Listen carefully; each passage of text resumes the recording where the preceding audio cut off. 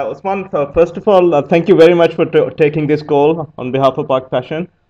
No, no, no problem at all. Acha. Basically, I wanted to do two things. One was to, I guess, a preview of the Test series coming up, and then there was a question about the who the next coach for Pakistan will be. So Sure. let me start with the preview. And essentially, this is a question I generally put to every one of our guests. Is essentially to ask, who do you think, who in your view are the three players from, I guess, from Pakistan, who you think will make the most impact in this series?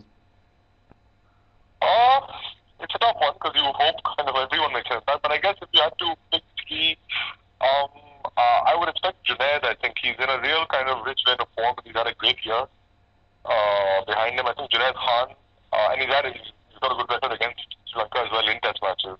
Right. I would expect him to make an impact.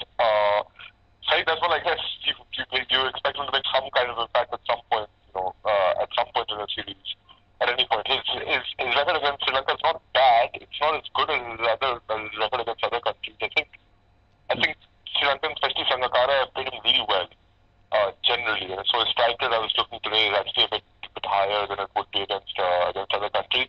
But I still think, I mean, in the last series here, I think he had a couple of good spells and one 5 wicket haul, which I think essentially won Pakistan the game. So I think he will as well because he's just he's good enough to do it. He's going to make an impact, and I think I have to pick a batsman, don't I? Yeah. It's just all bowlers. From the batsmen, I don't know. I mean, it'd be nice to see Asad Shafiq score some runs, some more runs. I think I really like him as a player. I think he's got or at least I think he promises a lot for Pakistan in the future. So it'd be nice to see him making an impact. I guess it's difficult to kind of judge the impact of a batsman who comes a little bit lower in the order. But Asad Shafiq, even Yunus Khan, it'd be nice to see him score some runs. There's a little bit of uncertainty about the opening right now, so I'm not entirely sure who's gonna open tomorrow. Mohammad Hafiz is probably going to be back in the lineup. But I guess if I had to choose a batsman, then I could see Yunus or Asad Shafiq make some kind of impact there as well. Right, right. And you mentioned the batting, I think, in specific, because I think generally we tend to be okay with our bowling, but on the batting, you said Mohammad Hafiz may well make a comeback. So what do you think? Where will he fit in this? I mean, is he's going to open, or do you think he'll be number three? Well, look, I mean, the thing that we've been kind of half hearing and speculating as well, and there's more informed journalists here than I am, but I think what the thing that's been going around is that he might take Azhar Ali's place, and we'll find out tomorrow soon enough anyway. But I think he might take Azhar Ali's place at one down, because Azhar Ali, presumably, he's not going to the best form this year, which is a real shame for Azhar Ali actually, because I think he suffers more than anyone from Pakistan's pretty poor scheduling. Pakistan doesn't play. I mean, they do play tests, but they have big gaps. They tend to have long gaps between test series and stuff. So I think, and Azhar Ali is a test only player. So I think he suffers most from like kind of the weird rhythm in which Pakistan play the test matches. So I think what we're hearing is Hafiz comes in at one down maybe, and I think until and we're talking one day ahead of the test match. I mean, of the first test. I think there was some speculation in the round that maybe even Ahmed Shahzad might come in to open instead of Shah Masood. So I mean, I don't think the change is that necessary given that you won a test against South Africa just two tests ago. But I guess that's the way it is with Pakistan's selections, especially the batting lineup. They never seem to like kind of settle on one batting lineup for any length of time. Openers is a long standing problem. Right. So yeah, it just seems like there might be more change than is needed maybe in the batting lineup. Hmm. And of course, Misbah al Haq will feature in some shape or form, I guess. So what do you make of his contribution in this series? I'm expecting him to come in and play a crucial knock somewhere. Hmm. I think his impact on the test side, as far as I'm concerned, has definitely been a positive one. I don't think there's any doubt about that. I know people crib a lot about his batting and about his strike rate, especially in ODIs. I'm not sure. What kind of. I don't think he's had a negative impact on the ODI side, but I don't think he might have had too great a positive impact there. But I think as far as the test side is concerned, I think Misbah has been nothing but a really kind of stabilizing influence, and he goes out there, he scores runs, and I think this is the kind of series in which if given the chance, that he should score some runs because Sri Lanka's bowling is it's not the greatest bowling lineup in the world. I think there's some Angelo Matthews was talking about Vishwa Prasad. I think I've forgotten Hmm. entirely the name of the bowler, but he's a left-arm fast bowler who he reckons has got a bit of pace on him. And might be a bit of a surprise package. And they've got Noan Pradeep and a couple of other guys. Kulasekara, who has troubled Pakistan in the past but didn't do so in the one-day series. But it's a kind of attack that you can see even a batting side like Pakistan scoring runs against, and especially someone like Misbah who's been in good ODI form throughout the year and he's played a couple of crucial test knocks. I would expect him to and come in and do pretty much what he's been doing with the bat for the last 3 years, which is a pretty damn good job. Yeah, yeah. And actually, you mentioned just a bit about the Sri Lankan bowling.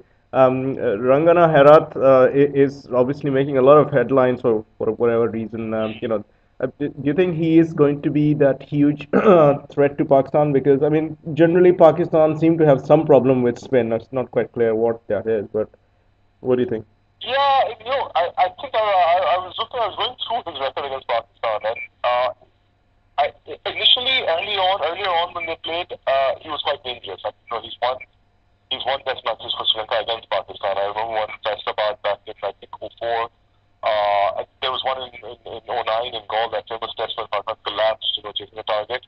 But I think just in the last couple of seasons, although he has picked up wickets, I think, and Misbah pointed this out as well at the pre-match press conference, that he has had success, but I think Pakistan has made him work really hard for it. So they've scored runs against him. So his wickets have come, but they've come at generally expensive rates. I think he picked up 10 maybe last time they played here in 3 test matches, and Right, he didn't look at any point, like he was going to run through Pakistan. So I think they've kind of figured out how to handle him well. right. He's still a very good bowler, he still might, in Pakistan do struggle against spin. So I suspect that he will take wickets. Whether they come at a rate where they can help, because he'll need help at the other end. Whether they come at a rate where they can help Sri Lanka win a test match, I'm not so sure. But I think he'll go well. He'll just need, as always, he'll need some support at the other end. Right, right. And Abdul Rahman obviously is one of those, I guess, unsung heroes or dark horses, or whatever you want to call it. How much of an impact do you think he'll have? I think I'm actually I've got to come out and say I really like Abdul Rahman. He's been a really fine bowler for Pakistan. He's helped Pakistan a lot. He's served Pakistan well. I still feel a bit bad that Zulfan Babar is not in the squad. I thought he did. I mean, there was something about him I liked when he played against South Africa. He's very earnest, and I think he's in the little that I saw of him, he looked like a more attacking option, left arm option than Abdul Rahman. Abdul Rahman is very kind of steady, tight. Keeps on length, and he knows his role. You tell him that you're on this end and you're to save runs, he will do it. Zulfan Babar seems a bit more attacking to me, which I quite like. But anyway, I mean, Abdul Rahman is there, and I think he'll do the job that we expect him to do. He'll keep it tight at the other end. He'll pick up wickets because he does pick up wickets. He's got a good wicket taking record as well, so he will pick up wickets. He'll keep it tight, and he'll be someone that all of Pakistan's attack, whether that's Saeed Akmal, Junaid Khan, Umar Gul. I don't think he's playing in the first test. It doesn't seem like it's very kind of half a chance if he plays or not. But I think these other guys will work around someone like Abdul Rahman. He provides Misbah something that people love, which is having one sense of sort of stable control at one end. Where you've got runs get kept down by one guy, Right. everyone else kind of works around him. Right, right.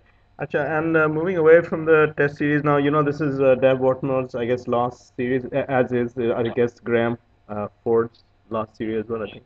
Yeah. But looking for at Pakistan's next coach, who, in your view, should be the coach for Pakistan? I don't think I have a view on it. Actually, it's one of those strange times when an appointment is coming up, and neither do I. I think all kinds of names have been mentioned. Of course, Moeen's name has been mentioned. I think, and Waqar's name initially was mentioned. Although I think he's pretty firmly put to bed any suggestions that he's coming back again. I think he might want to, but I don't think he's gonna come back on the terms of the PCB offer. But I don't know. It's a difficult call. I'd be more comfortable talking about how maybe kind of